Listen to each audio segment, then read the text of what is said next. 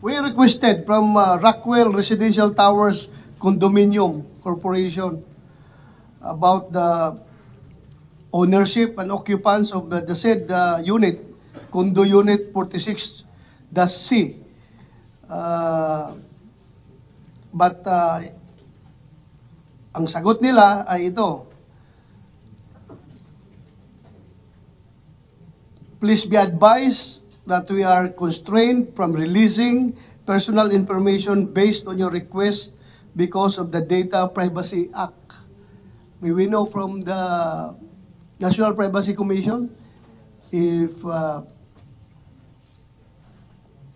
is there reasons valid? No, Honorable Chair, because if it is, the request is for a process, a legal process, or that the information will be used in such a hearing as this, or in order for you to fulfill your mandate, then you should have been given access to that requested information.